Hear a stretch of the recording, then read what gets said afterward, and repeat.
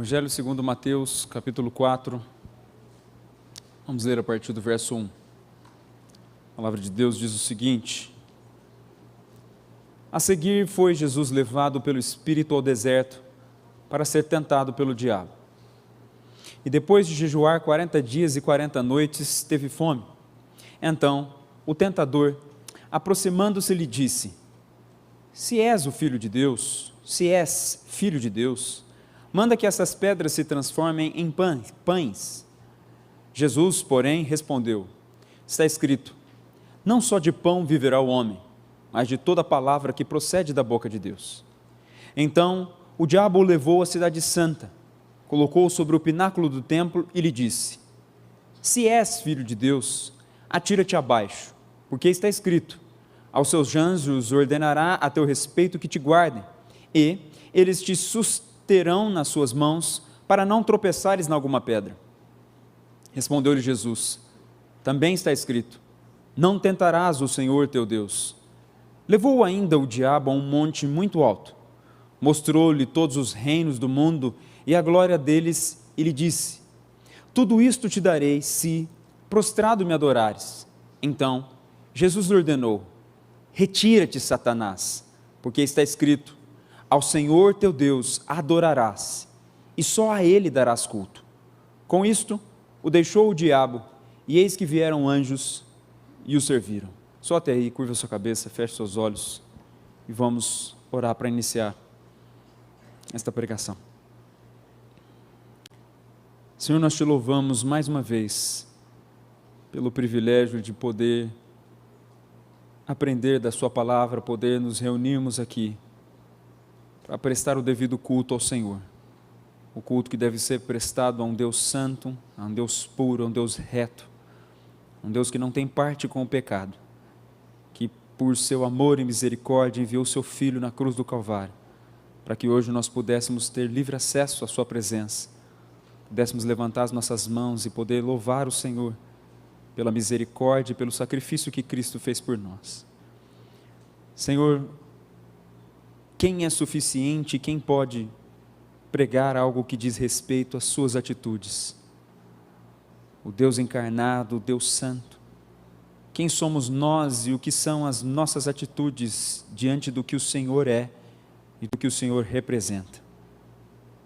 Tem misericórdia desses míseros pecadores que tentam aprender a respeito com as suas atitudes. Afinal, o Senhor é o modelo e o exemplo máximo que nós temos nessa terra.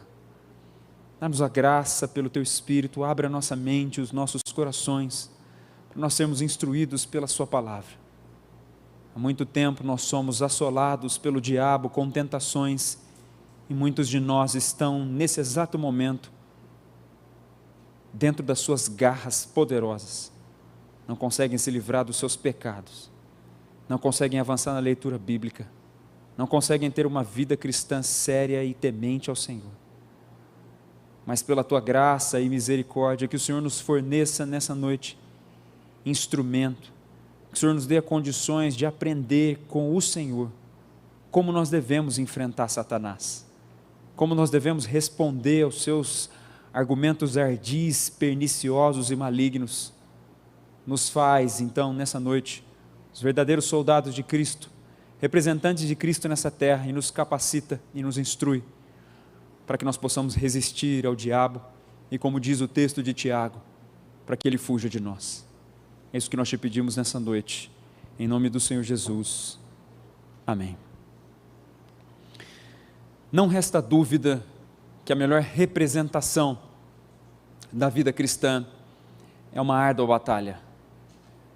Quando nós lemos a palavra de Deus, nós vamos ver durante toda a narrativa bíblica, iniciando em Gênesis e terminando em Apocalipse, você vai perceber que todos os servos de Deus viveram em grande batalha durante nessa terra. Toda a trajetória deles nessa terra, sempre eles enfrentaram batalhas. Nunca que pode se comparar a vida cristã como um mar de rosas ou como uma vida num campo. Pelo contrário, todos os dias nós batalhamos. Todos vocês batalham contra a carne, contra o diabo, e contra todos os prazeres desse mundo, tentando assim permanecer nos caminhos de Deus. Não é à toa que Paulo, quando ele escreve a carta para o seu discípulo Timóteo, ele diz que Timóteo era um bom soldado, que ele devia se portar como um bom soldado de Cristo.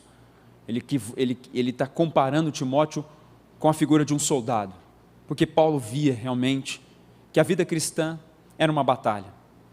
E nessa batalha, todos vocês certamente sabem, se eu for perguntar, quem é o maior inimigo das nossas almas?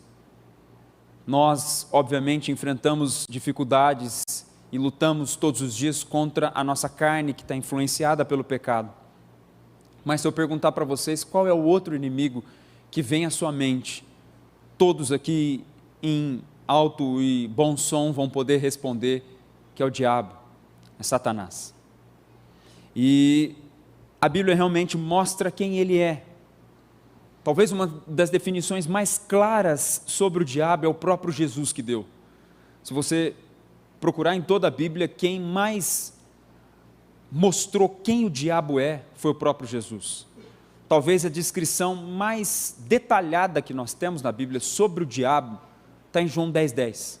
Jesus vem e ele fala, o ladrão só vem para roubar, matar e destruir. Essa é a função do diabo. Jesus talvez aí tenha usado os verbos mais graves para descrever quem é o nosso inimigo. Ele vem para roubar, ele vem para matar e ele vem para destruir. E a Bíblia mostra que ele trabalha diariamente para devorar os santos, para devorar aqueles que de fato caminham diante da presença de Deus. 1 Pedro 5:8, o apóstolo Pedro diz, o diabo, vosso adversário, anda em derredor, bramando como um leão, ou rugindo como um leão, procurando alguém para devorar. Pedro compara o diabo com talvez um dos maiores, dos felinos e dos mamíferos aí mais mortais que existe dentro do reino animal, que é o leão. Ele não compara o diabo com o cachorro, ele não compara o diabo com o elefante, ele não compara o diabo com o rinoceronte, não. Ele compara o diabo com o leão. Uma figura imponente, uma figura de profunda autoridade até no reino animal. O leão é muito respeitado pelos outros animais e é um ser extremamente voraz, inteligente e que sabe muito bem o que ele faz para conseguir devorar suas presas.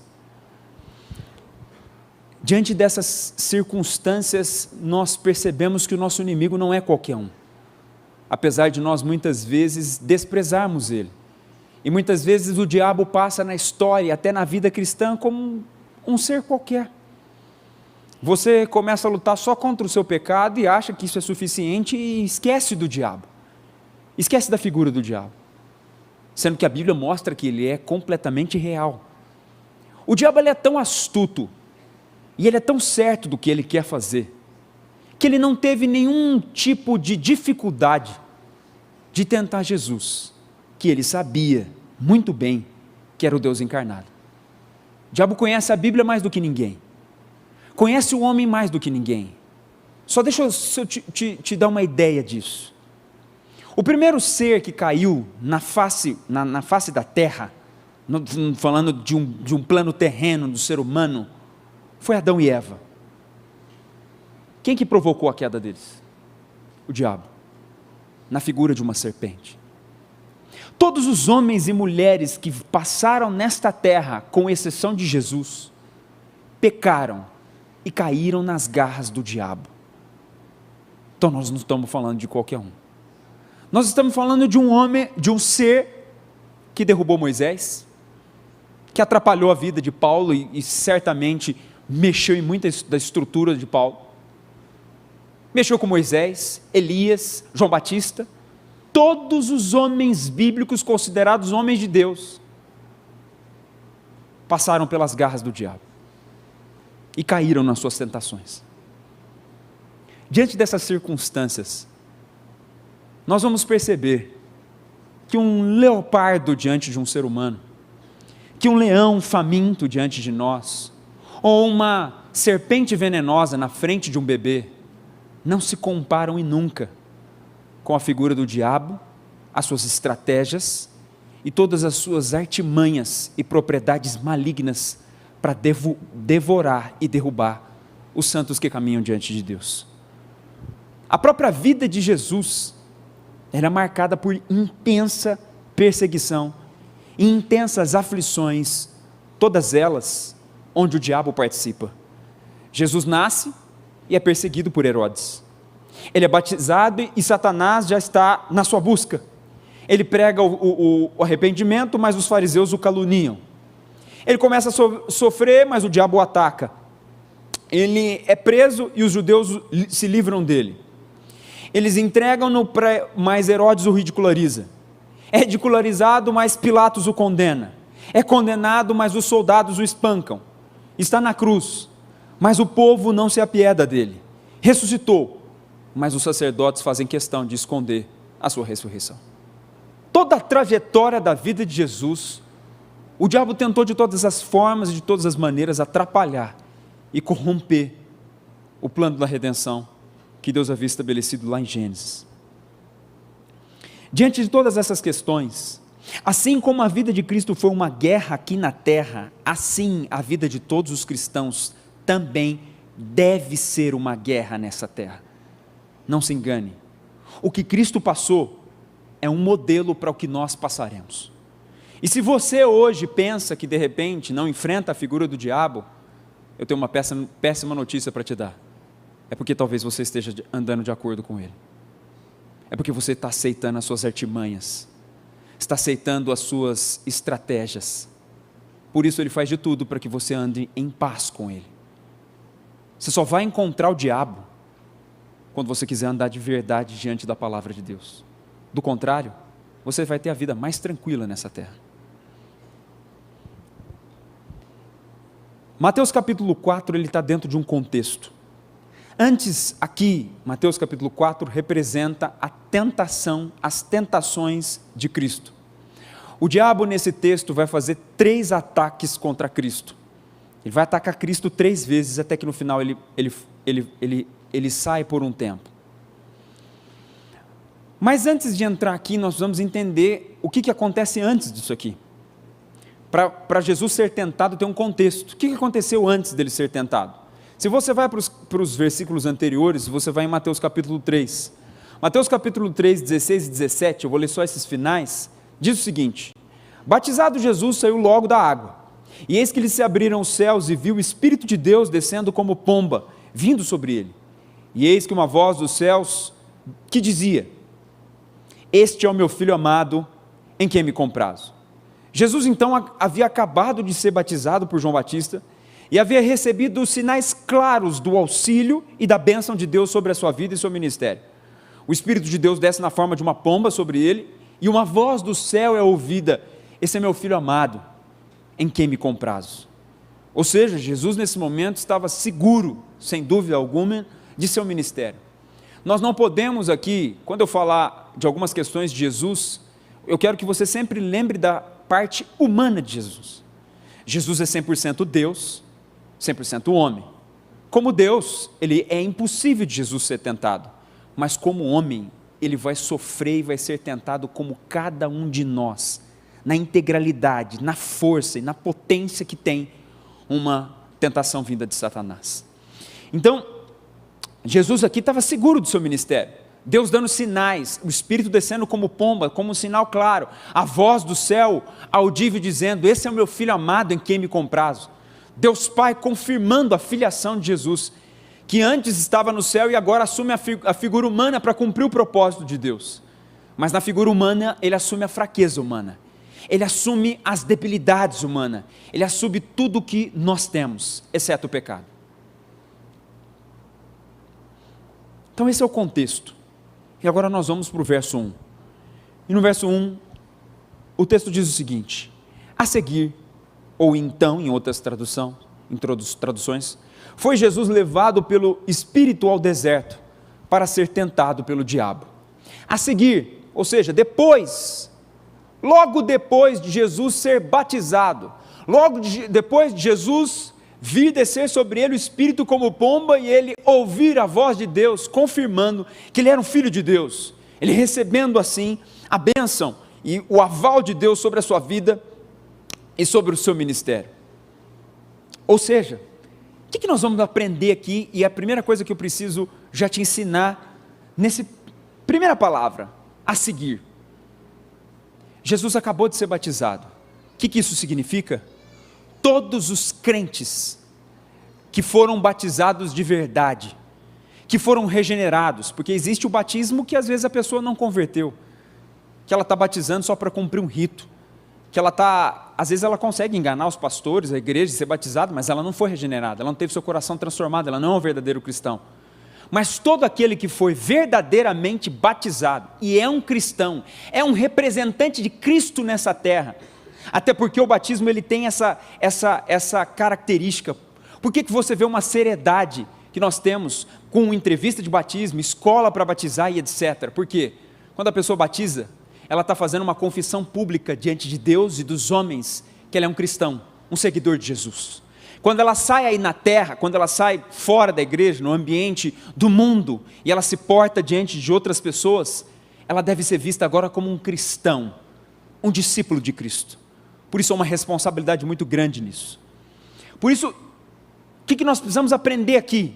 Primeira lição, logo depois de você ser batizado, de você ser transformado pelo Espírito Santo, se prepare para a batalha. Satanás vai se levantar contra você. Quando você se torna um verdadeiro cristão, a primeira batalha que você vai enfrentar, certo, sem dúvida alguma, Satanás, com toda a sua força, virá para tentar te derrubar. A seguir, então, foi Jesus levado pelo Espírito. Outra questão que nós precisamos aprender: Jesus está sendo levado pelo Espírito para ser tentado pelo diabo. Mas ele foi levado por quem? Ontem nós explicamos isso, mas hoje tem pessoas aqui que não ouviram o panorama de Jó de ontem. Mas Jesus foi levado pelo Espírito. O que isso significa? As tentações não vêm por acaso. As tentações, todas elas têm um propósito específico diante de Deus. Elas vêm pela justa permissão de Deus, com providência e designação especial de Deus. Portanto, o combate de Cristo com Satanás foi decretado por Deus em seu conselho eterno. Lembre-se disso. Nenhuma tentação virá sobre você se ela não for permitida por Deus. Nós aprendemos isso claramente ontem com a figura de Jó. Os primeiros capítulos de Jó mostram uma prestação de conta dos anjos diante de Deus, onde Satanás e os anjos comparecem diante de Deus. E o que Deus fala para Satanás? Ele vira para Satanás e fala: você viu meu servo Jó? Homem temente, reto, íntegro, temente a Deus e que se desvia do mal. Aí Satanás: eu sei por que ele é temente a Deus, como caluniador, acusador. Eu sei por que ele é temente a Deus, porque o Senhor deu tudo para ele. Ele é um homem rico, de posses. Deus falou: tá bom, toque em toda a propriedade dele. Os filhos de Jó morrem, toda a propriedade de Jó é dissipada, ele perde ali bilhões, porque ele era um bilionário, o maior de todo o Oriente. Do nada, de um bilionário ele passa para o zero, e perde seus 10 filhos, 3 filhas e 7 filhos. Do nada. Jó mantém a sua integridade. Depois Deus ainda vai querer que a tentação de Jó, o sofrimento dele continue. Aí depois tem uma outra prestação de conta, Satanás se apresenta de novo. E Deus fala: você viu meu servo Jó? Mantém integridade, mesmo tendo perdido tudo. Satanás então fala: eu já sei por que ele está assim. Você não tocou na vida dele, você não tocou no físico dele. Deus falou: então tá bom, pode tocar nele. Jó é tomado de tumores da planta do pé até o alto da sua cabeça. Sofre dores, depressão, fica mau hálito, dores terríveis, não dorme. O texto bíblico mostra o que foi horrível que aconteceu com Jó. Mas mais uma vez, quem permitiu Satanás chegar diante de Jó? Deus. Quem está levando Jesus para o deserto aqui para ser tentado pelo diabo? Quem? Deus. Quem levou os discípulos para sofrerem uma das maiores tempestades na vida deles, quando eles estão no barco em Marcos capítulo 4? Jesus. vem, vamos passar para outra margem, leva eles para o meio do mar, onde eles sofrem ali uma grande tempestade, o barco quase vai a pique. O que eu quero dizer com isso, meu irmão? Tenha postura diante da tentação, diante do sofrimento e da aflição. Por quê? Porque eles são permitidos por Deus.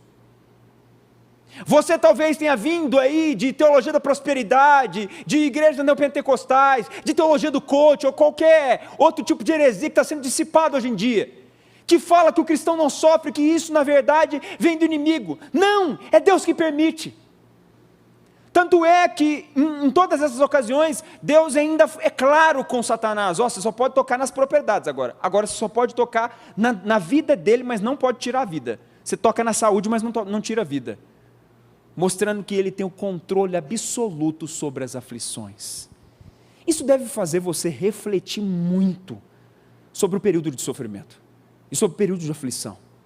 Todos nós vamos passar isso, e não olhe para isso como vindo simplesmente de Satanás. É Deus que está permitindo essas circunstâncias que estão acontecendo com você nesse exato momento.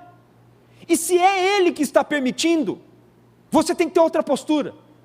Ao invés de murmurar, ao invés de se levantar contra, ao invés de não aceitar o sofrimento, você deve fazer como Tiago 1:2 diz, que nós devemos ter por alegria o passar por várias aflições ou provações. A postura de um cristão diante do sofrimento e da aflição, permitida por Deus, como todas elas são, é o que? Alegria. É aceitar o sofrimento, é passar pela aflição, é ver o modelo bíblico de como passar pelo sofrimento e assim se portar como verdadeiro cristão diante dessas situações. É suportar e passar debaixo da condução do Espírito Santo.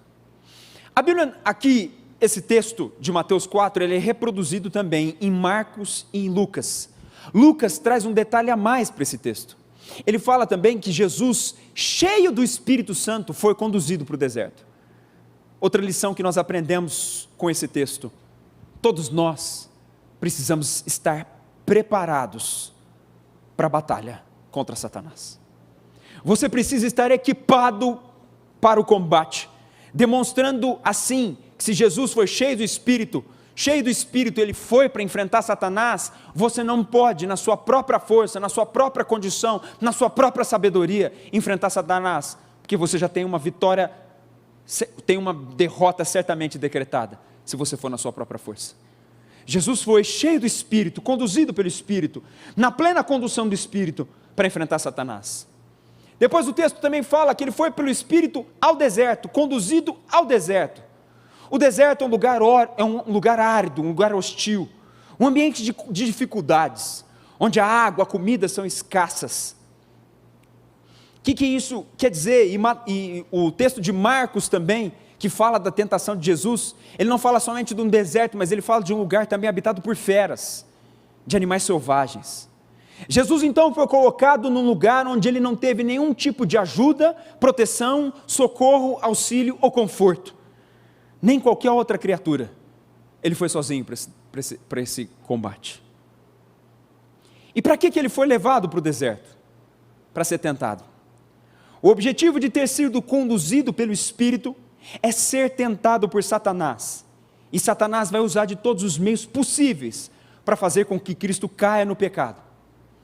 Diante disso, quais são os propósitos? Por que Cristo então foi tentado? Você deve se perguntar, por que Cristo foi tentado então? Se ele ia vencer, mas por que ele foi tentado? Qual que é o objetivo desse texto estar na Bíblia? Primeiro, Cristo foi tentado para frustrar os planos de Satanás. O diabo tinha vencido o primeiro Adão lá em Gênesis, quando ele derrota Adão e Eva, e eles são expulsos por conta deles terem caído na artimanha de Satanás. Agora não. Agora o segundo Adão vai prevalecer contra Satanás e vai trazer uma vitória diante de Deus, mostrando que sim, Deus é maior do que Satanás e ele pode vencer a tentação. O segundo propósito pelo qual Jesus foi tentado é para fornecer para cada um de nós exemplo. Ele está aqui através da postura de Jesus em Mateus capítulo 4, ele vai nos fornecer direções de como nós devemos enfrentar as tentações, com as quais o diabo vai assolar a igreja. E o último propósito que nós podemos tirar, por que Jesus foi tentado, é para que Jesus se tornasse o sumo sacerdote fiel e misericordioso, como diz em Hebreus, capítulo 2, 17 e 18. Pois naquilo que ele mesmo sofreu, tendo sido tentado, é poderoso para socorrer os que são tentados. Ou seja, Jesus também tinha que ser tentado, para sofrer igual você, quando você é tentado.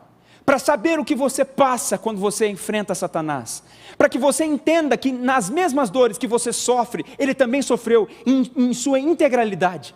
Não foi menor para Cristo, pelo contrário, provavelmente tenha sido muito maior do que é para você.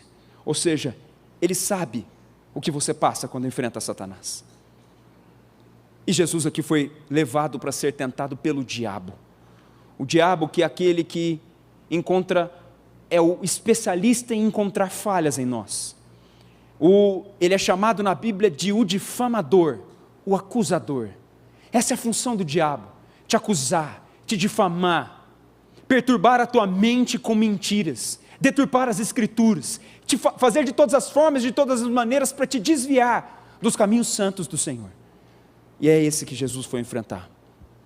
O verso 2 então diz: e depois de jejuar 40 dias e 40 noites, teve fome. Teve fome. Em um momento de fragilidade, Jesus foi tentado. Era depois de 40 dias e 40 noites, sem Jesus comer. Ele ficou aqui de jejum. É depois desse período, um período onde Jesus está mais fraco. Se alguém aqui já fez períodos de jejum maiores, de dias sem comer, sabe muito bem do que eu estou falando. À medida que os dias avançam, quando você está num jejum, onde você restringe totalmente os alimentos e fica somente na água, à medida que os dias avançam, você vai sendo tomado até certo ponto de nervosismo, você está sem alimento, e também de muita fraqueza. A cada dia que passa, você fica cada vez mais fraco. E à medida que os dias vão avançando, o seu raciocínio também começa a ficar lento, você começa a esquecer das coisas. Jesus aqui estava no ápice do que um ser humano pode suportar em relação à sua fragilidade. Outro detalhe, quando você avança nos dias de jejuns mais prolongados, se você dobrar os joelhos durante um período maior, você vai levantar, você sente dores profundas nas suas articulações.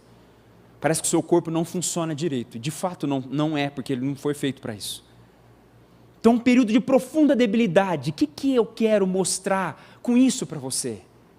É nesses momentos que Satanás te ataca.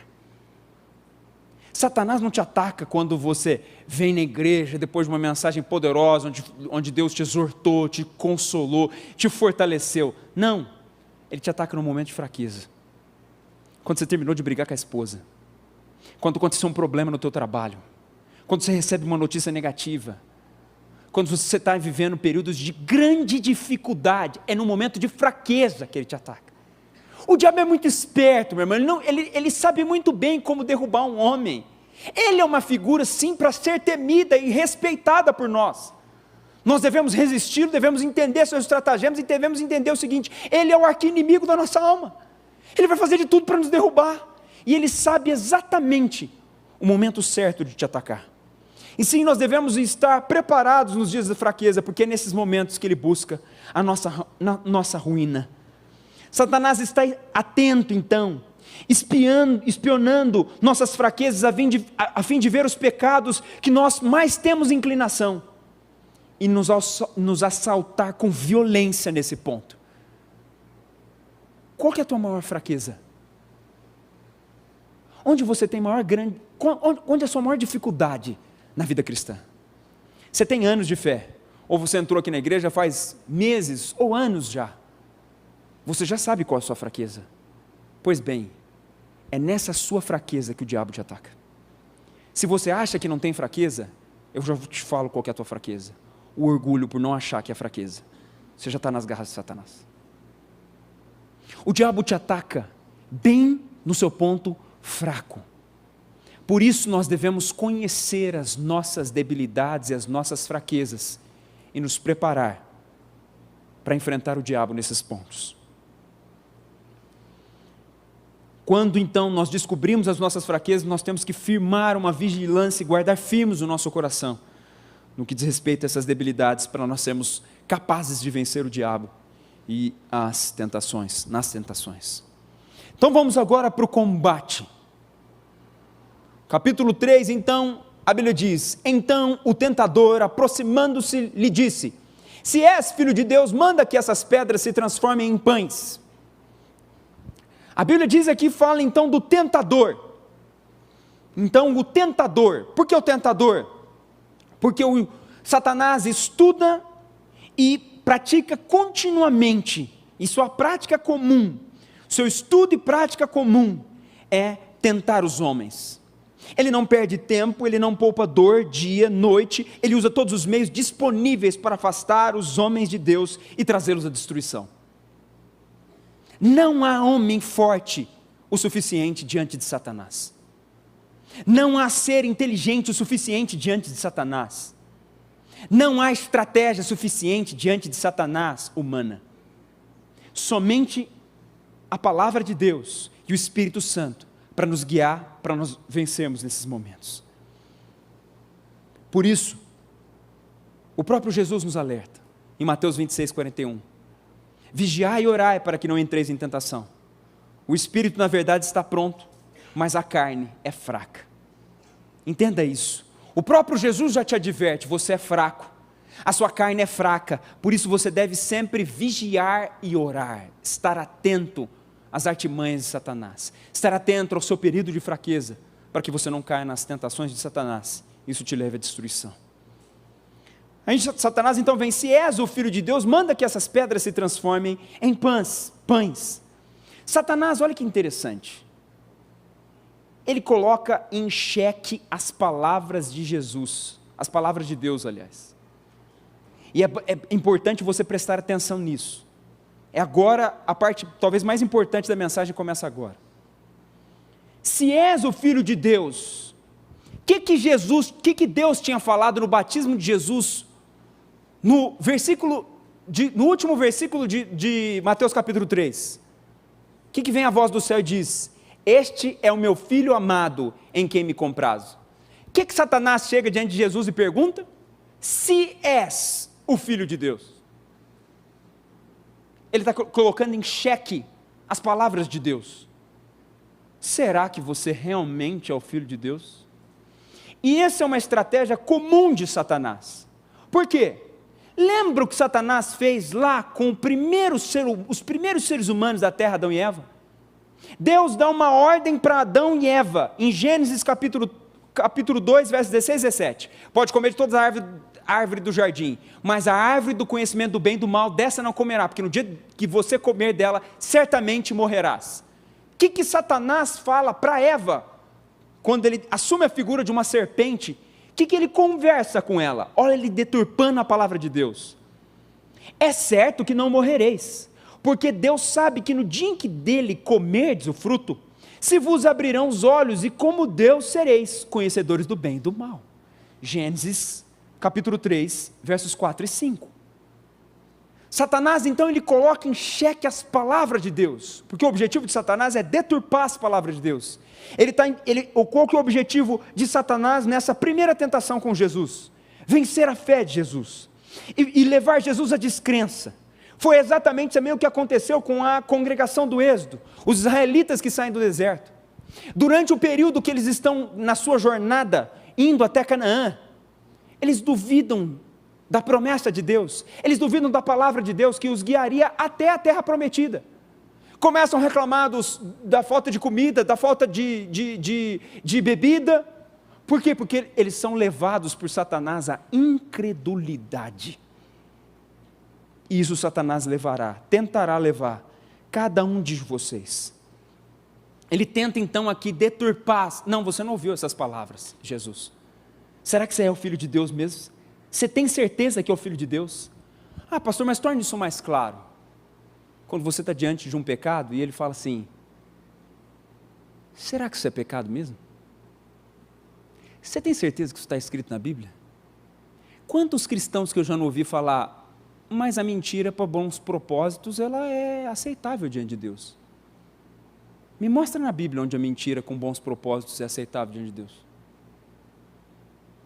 Você está vendo como é que é comum a voz de Satanás nos seus ouvidos, direto, falando, mas a Bíblia não fala isso. Por exemplo, se você falar dos dízimos das ofertas, muitas pessoas, não, mas peraí, a Bíblia não fala que você tem que dar dízimo. A Bíblia não fala que você tem que ofertar. Eu posso administrar meu dinheiro do jeito que eu quiser. Satanás sempre vai, em todas as suas artimanhas, usar dessas estratégias. Ele deturpa, ele omite a palavra de Deus. E o interessante também aqui, ele fala para Cristo, se você é de fato filho de Deus, manda que essas pedras se transformem em pães. Outro detalhe muito importante. O que Satanás estava querendo dizer para Jesus, para transformar pedras em pães? Ele estava querendo persuadir Jesus que ele precisava transformar aquelas pedras em pães. Ele estava querendo persuadir Jesus que ele precisava do pão para salvar a vida dele. E assim a falta de pão levaria ele a uma situação angustiante, que somente transformar a pedra em pão poderia salvar ele daquilo lá.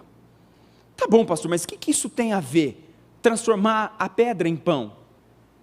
Quer dizer, ele estava querendo falar para Jesus o seguinte, olha, Jesus, se você não transformar essa pedra em pão, você não consegue sobreviver. Você vai morrer de fome. Você vai morrer de fome. E agora, tá bom, pastor, transporta isso para a minha vida agora. A sua empresa está com sérios problemas financeiros. E Satanás vem o seguinte, transforma a pedra em pão. Sabe o que ele fala?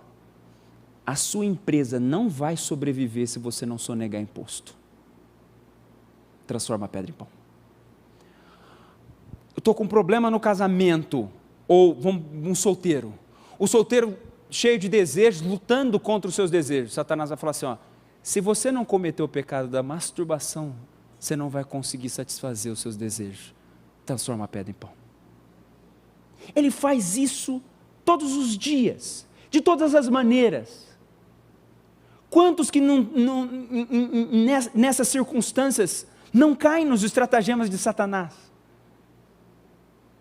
Quantos que na sua própria vida financeira, tem a vida financeira, eu dei o exemplo da empresa, e o pessoa física, que tem que declarar imposto de renda, e Satanás vai falar assim, mas não vai sobrar dinheiro no final do mês, se você pagar todos os impostos.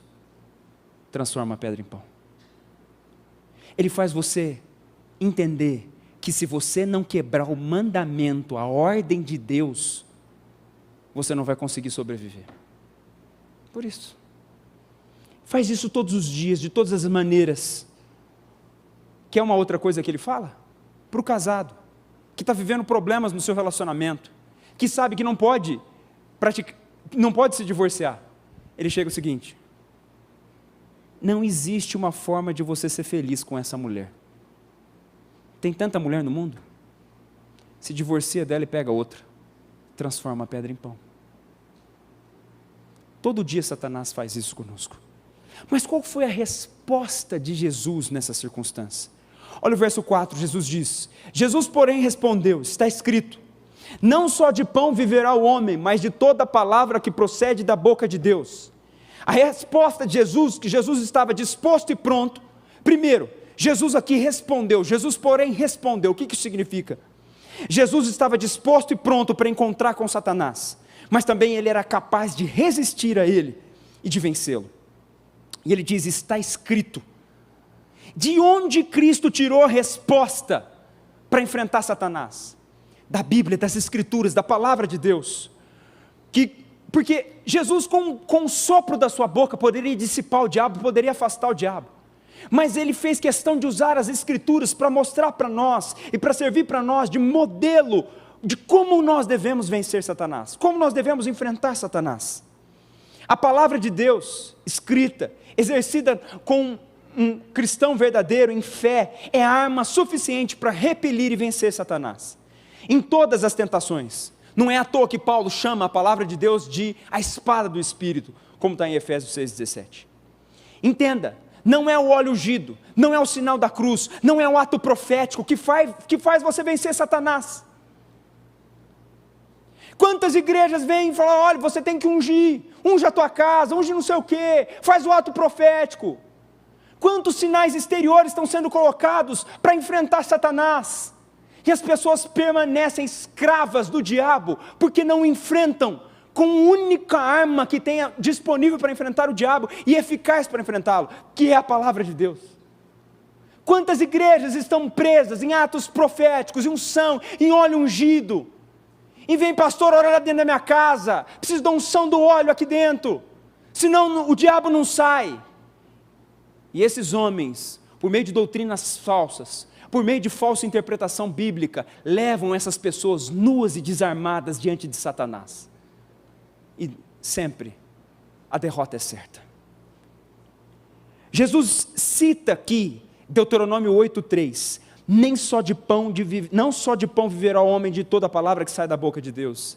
Ele retrata a lição que Moisés ensinou para o povo israelita em Deuteronômio, que eles passaram 40 anos no deserto, e Deus proveu o maná, proveu a água da rocha, e deu todas as condições deles passarem 40 anos. O que Jesus estava dizendo, e Ele está ensinando para nós, para enfrentar essas circunstâncias? Quem sustenta a tua empresa é Deus. Quem provê para você é Deus. Quem sustenta o teu relacionamento com a sua esposa é Deus. Quem sustenta o solteiro nos seus desejos, para refriar os seus desejos, é Deus.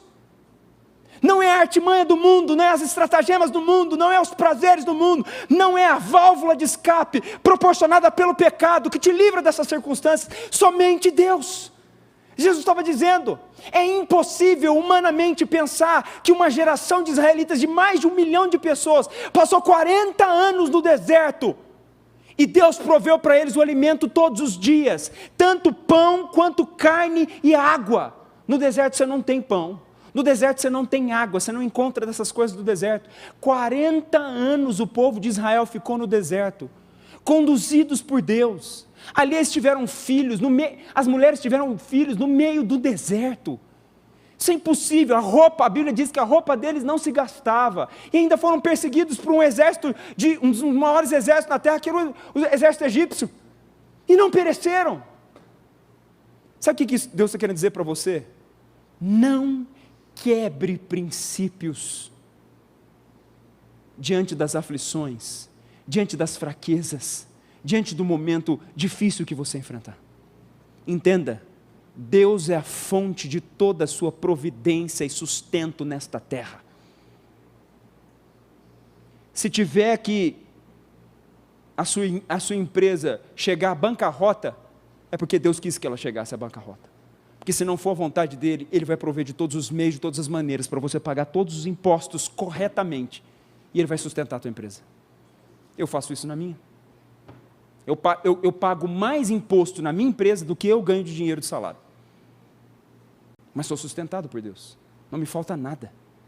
E aí você vai ver, existem centenas e milhares de milhões de cristãos no mundo que fazem a mesma coisa, porque eles não querem quebrar princípios dando vazão para Satanás, que vai usar sempre a sua fraqueza, a sua debilidade para fazer você pecar.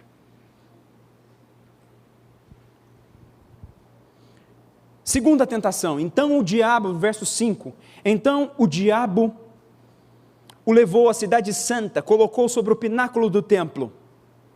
Então, o que isso mostra? A insistência contínua de Satanás.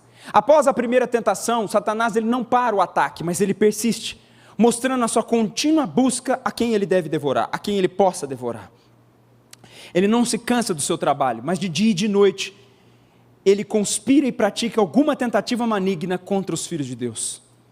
O interessante é que o diabo leva ele à cidade santa. Jerusalém era a cidade santa, a cidade que representava a presença de Deus, o templo e todas aquelas questões, faziam referência a um lugar santo. O que nós aprendemos aqui? Não existe lugar santo no qual Satanás não possa te tentar. Você está na igreja, fora da igreja, dentro da igreja, fora da igreja, qualquer lugar. Não existe um lugar onde você está protegido das tentações de Satanás. Quando você senta nessa cadeira para ouvir a palavra, ele já está aí, para tentar te desviar da palavra, para tentar você não assimilar a palavra, para tentar endurecer seu coração e te manter nas garras dele. Ele está aí no solteiro, para que ele cobice as mulheres dentro da igreja. Ele faz de tudo isso. O diabo é muito sujo, meu irmão.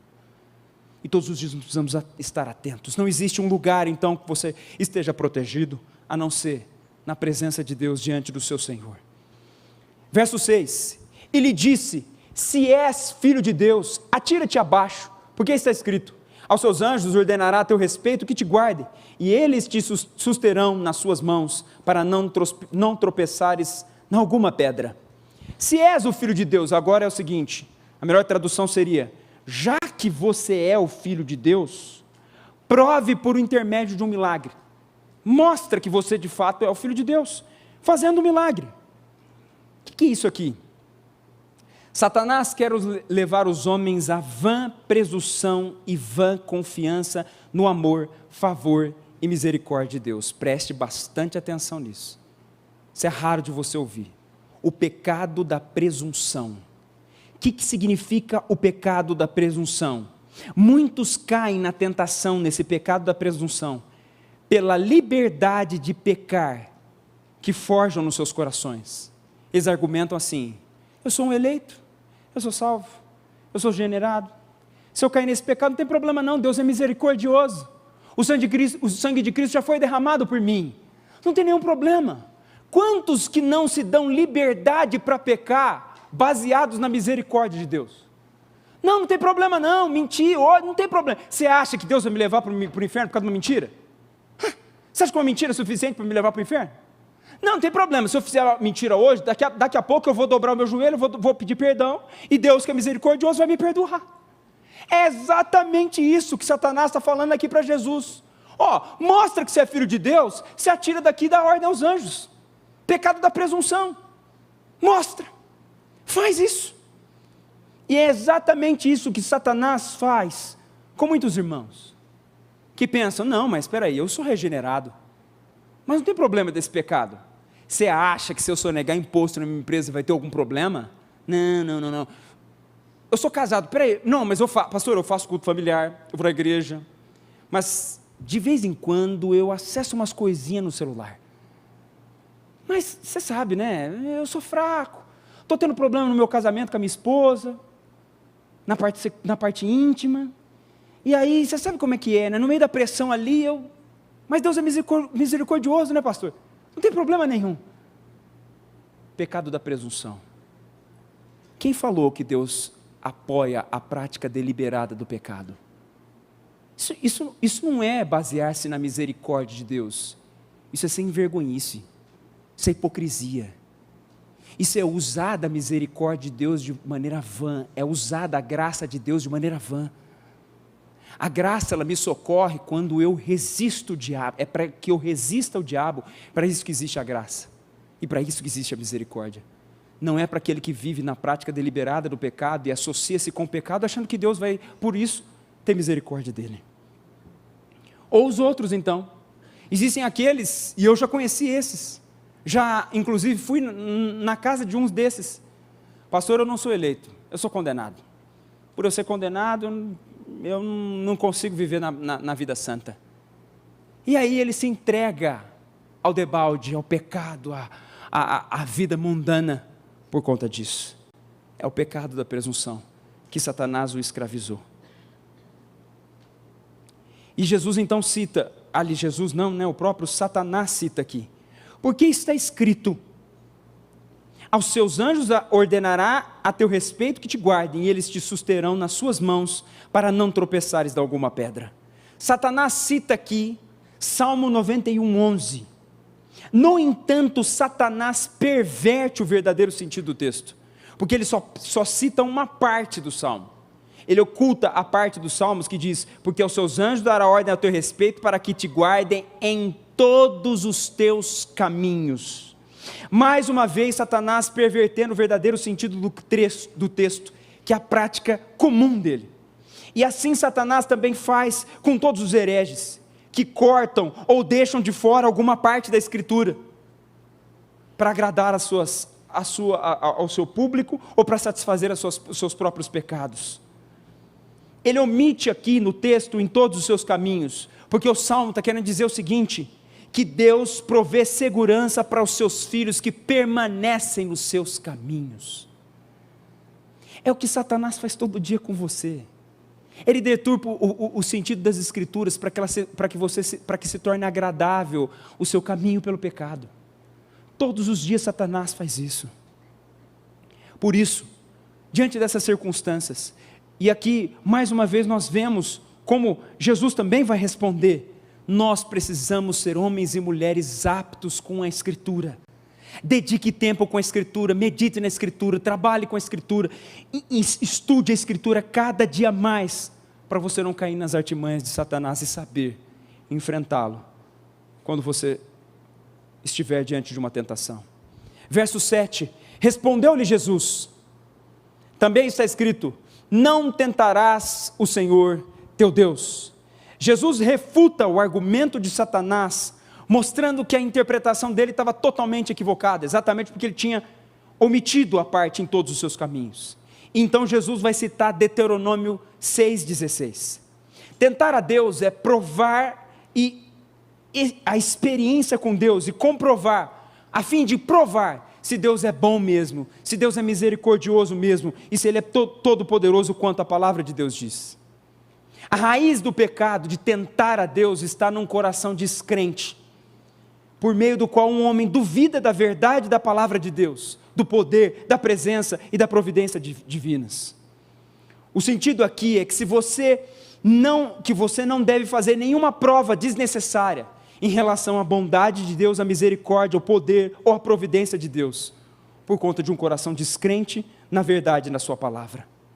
Os israelitas fizeram da mesma maneira. Quando eles estavam no meio da sua trajetória no deserto, em determinados momentos, como está escrito em Êxodo 17:7, eles dizem assim, o Senhor está mesmo conosco? Deus havia prometido aos israelitas que estariam com eles até o fim, na trajetória pelo deserto, até chegarem em Canaã. E no meio da trajetória eles começam a questionar Deus, o Senhor está verdadeiramente conosco? É a mesma coisa que muitos cristãos fazem, ao duvidarem da bondade, da misericórdia e da providência de Deus, no meio das tentações. A última tentação aqui, verso 8, levou ainda o diabo a um monte muito alto, mostrou-lhe todos os reinos do mundo e a glória deles. Mostrou-lhe aqui todos os reinos do mundo. Percebe como o diabo é muito sábio e estrategista. A Bíblia diz que ele mostra os reinos do mundo e a glória deles. A proposta do diabo, ela é sempre desejável e agradável. Sempre vai parecer agradável aos seus olhos e desejável. Sempre ele vai trazer uma proposta de pecado para você que é doce, que é agradável, que você vai ter prazer com essa proposta. Não é o que ele fez com Eva? Quando Eva está diante do fruto, a Bíblia fala que quando Eva olha para o fruto, a Bíblia diz que se torna agradável aos olhos de Eva aquele fruto. Só que aquele fruto representava desobediência a Deus e uma vida independente de Deus. É o que o diabo faz em todas as tentações para te levar para o pecado. O pecado para o diabo sempre é uma proposta agradável, boa e prazerosa que você vai desfrutar. Só que repare o que ele mostra para Cristo. Ele mostra o mundo e a glória do mundo, mas ele oculta do mundo as misérias, as corrupções. Ele só mostra aqui as riquezas, a pompa e a dignidade do mundo. Só o que aparentemente é bom do mundo, e oculta a miséria, a pobreza, a destruição, a violência e toda a podridão que existe no mundo. É sempre que isso o diabo faz com você. Ele sempre faz o pecado se tornar agradável aos seus olhos, mas no final, ele é uma podridão que está te levando para o inferno. No final, quando você experimenta do fruto, você experimenta a ira e o abandono de Deus. O sentimento de vazio toma conta da sua alma, porque Deus não tem parte com o pecado. É isso que Satanás sempre vai fazer. É assim que ele age nas tentações. Sempre mostra somente a parte desejável e agradável. No verso 9, Satanás diz, e lhe disse, tudo isto te darei, se prostrado me adorares. Ele faz os homens aqui crerem que ele é o doador de todas as coisas, e desse modo leva muitos homens a confiarem neles. Como assim? O diabo não tem poder para dar todos os reinos do mundo para Jesus. Quem tem o poder para dar todas as coisas é Deus. Ele é o Senhor de todas as coisas, Ele é o soberano que controla todas as coisas. Mas o diabo sempre faz isso. Você quer ver como você cai nesse tipo de pecado aqui, de idolatria e de se curvar a Satanás? Quando você conduz, por exemplo, a sua vida, baseado em mentira, em fraude, quando você conduz a sua empresa, por exemplo, você quer ver uma prática aqui, voltando à questão da sonegação de imposto, bem simples, mostrando que você confia mais em Satanás do que Deus, quando você usa de pecado para cumprir um propósito. Você sabe que você precisa recolher o imposto, e você não recolhe o imposto para sustentar a tua empresa. Está vendo? Você está confiando mais em Satanás, e que Satanás é o doador de todas as coisas, do que Deus que está sustentando a tua empresa. Quando você, jovem solteiro, não sabe esperar o momento certo para Deus prover uma esposa para você, santa e separada por Ele aqui, e vai no mundo, você está confiando mais em Satanás do que no próprio Deus. É como se você estivesse dizendo assim para Deus: Deus, o Senhor não é suficiente e não tem o poder suficiente para me dar minha esposa. Eu vou buscar ela com Satanás. E vai para Satanás. Você está vendo como o pecado da idolatria de Satanás, ele é muito mais comum e cotidiano no nosso meio do que a gente pensa? Ou você acha que a idolatria diante de Satanás é se dobrar diante de uma imagem, de um diabo vermelho de chifre e com asa de morcego? É óbvio que Satanás não age assim. Satanás sempre age com estratégias, colocando você dentro da sua estratagema e mostrando para você, e te fazendo confiar que Ele é que é o provedor, que Ele é o que sustenta. Por exemplo, um outro exemplo cotidiano. Você, por exemplo, que trabalha como vendedor, vou te dar um exemplo prático. Quando você sabe que na sua empresa, você é um vendedor de imóveis, nem sei se tem aqui, e você sabe que a sua empresa sempre entrega os móveis com 60 ou 90 dias, é 90 dias a prática, e o cliente chega para você para comprar, só que você está com sérias condições e sérios problemas financeiros na sua casa. As contas estão chegando, você não está tendo como pagar. E vem ali um comprador na sua loja, chega para você e fala: eu quero móvel e tal. E você já sabe que é 90 dias a entrega. Ele fala: mas eu preciso desse móvel em 30 dias. E você: não, mas fica tranquilo, pode fechar a venda que em 30 dias eu vou te entregar. Sabe o que você está fazendo nesse exato momento? Você está confiando que Satanás que vai prover para a tua casa, porque você está usando da mentira para a provisão, ao invés de falar a verdade e confiar plenamente em Deus.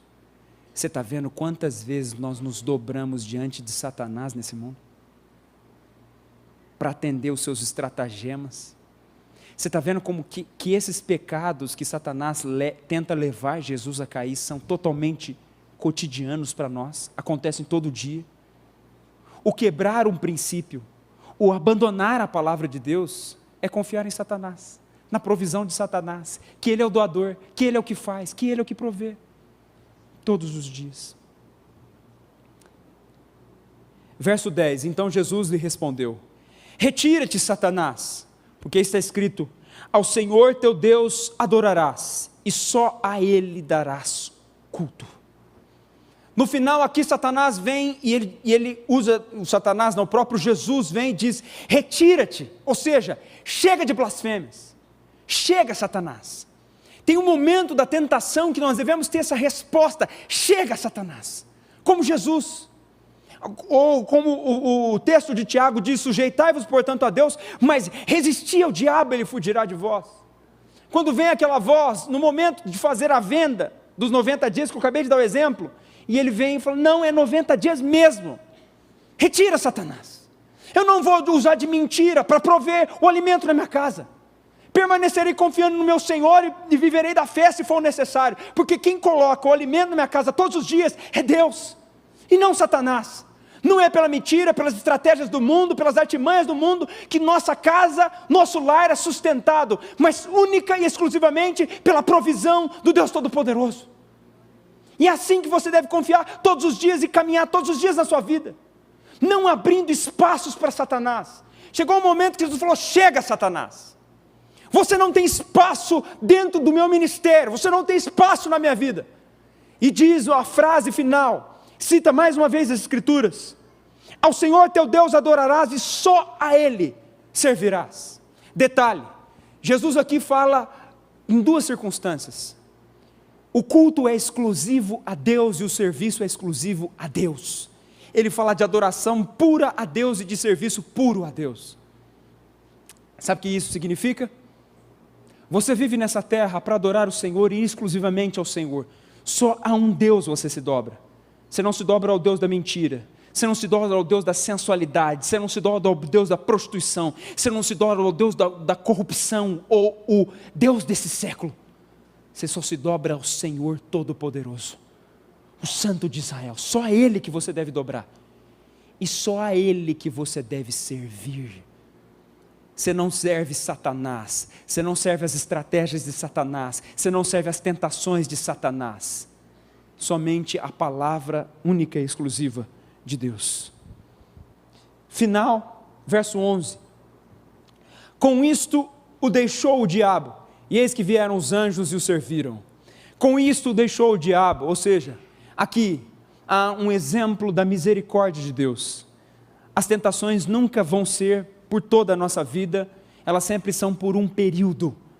Existem períodos que Deus permite você ser tentado. A própria questão que aconteceu com Jó foi por um período, para que Deus cumprisse os seus propósitos, e assim é sobre a vida de cada cristão.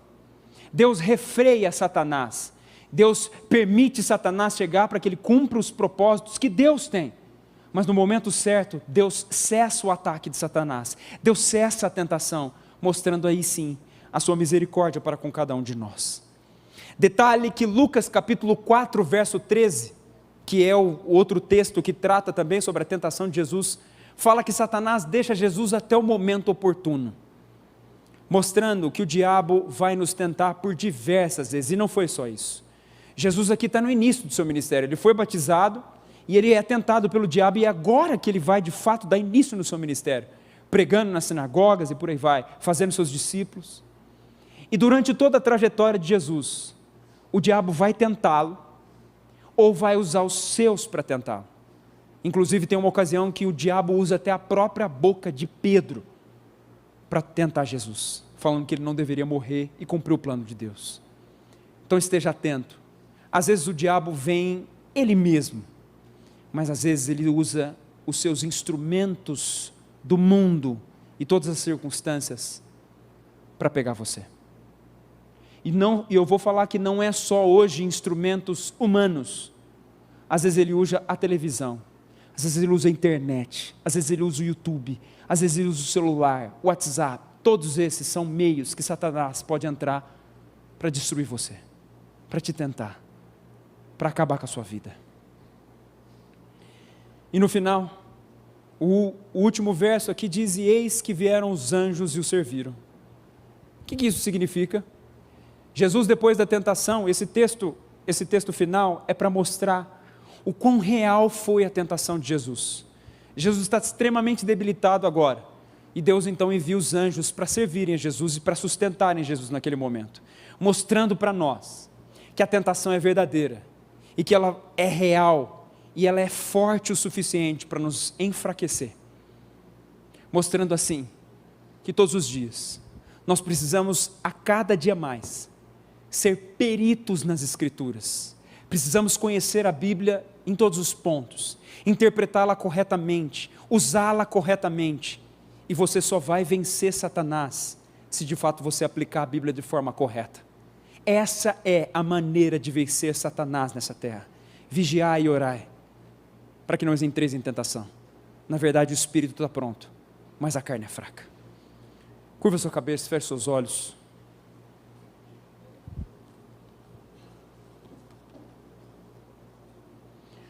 Ore nesse momento se você tem enfrentado as tentações de Satanás. Certamente, durante a pregação, o Espírito te mostrou, o Espírito te deu a certeza de áreas da sua vida que precisam ser tratadas por Deus. De áreas da sua vida onde Satanás tem encontrado ainda espaço para te tentar e para te levar à queda e à destruição.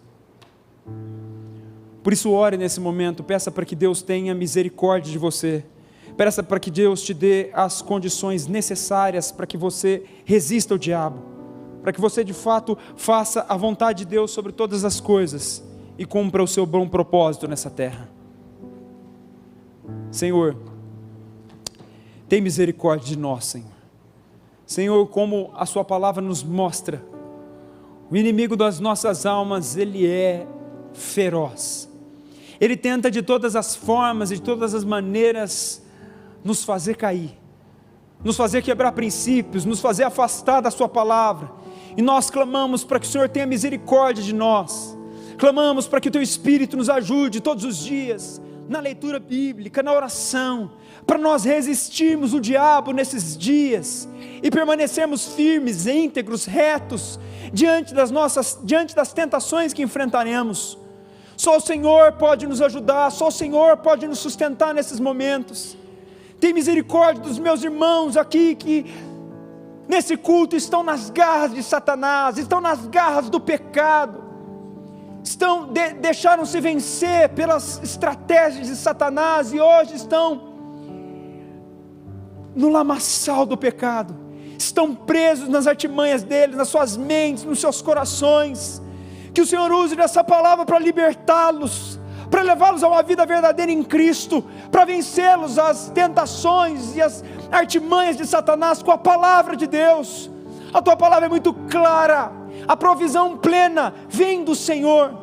A sua palavra é muito clara, todas as promessas que o Senhor nos deu sobre os filhos de Deus estão ali, e o Senhor cumprirá integralmente cada uma delas. Por mais que Satanás tente deturpar a palavra, ela permanecerá íntegra, correta, e se cumprirá até o fim, porque é o Senhor que vela pelo cumprimento dela. Sabemos também que é o Senhor que provê todo o nosso sustento, toda a providência das nossas vidas. Por isso nós não precisamos quebrar princípios, se afastar da tua palavra, romper a tua palavra para ser sustentados, porque quem nos sustenta é o Senhor. Quem coloca o pão de cada dia na nossa mesa é o Senhor. Quem nos dá condições de respirar é o Senhor. Quem protege-nos na nossa saúde é o Senhor.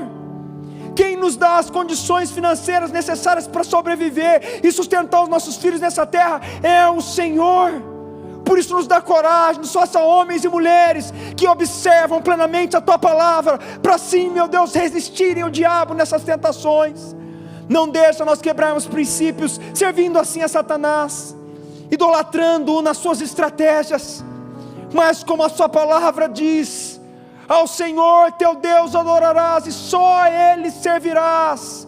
Foi para isso que Cristo foi na cruz do Calvário, para servirmos somente o Senhor. Foi para isso que o Senhor planejou o plano da redenção sobre os filhos de Deus, para que nós adorássemos somente o Senhor e servíssemos somente ao Senhor.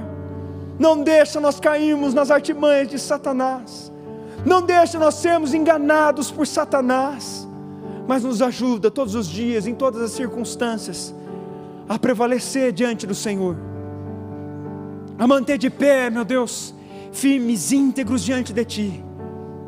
Por isso, meu Deus, arma o Teu povo. Eis a palavra que o Senhor nos concedeu, a santa palavra de Deus. Que essa palavra esteja sempre nos nossos lábios, para nós sempre podermos responder a todas as aflições e artimanhas de Satanás contra nós. E assim, em todas as circunstâncias, fazemos a sua vontade, Senhor. É o que nós te pedimos. Inscreva-se no novo canal da Igreja Aliança do Calvário no YouTube. Ricos conteúdos, aulas de EBD, exposições bíblicas e práticas das confissões históricas batistas, curso de Teologia Confessional Batista Reformado. Igreja Aliança do Calvário, novo canal no YouTube. Inscreva-se.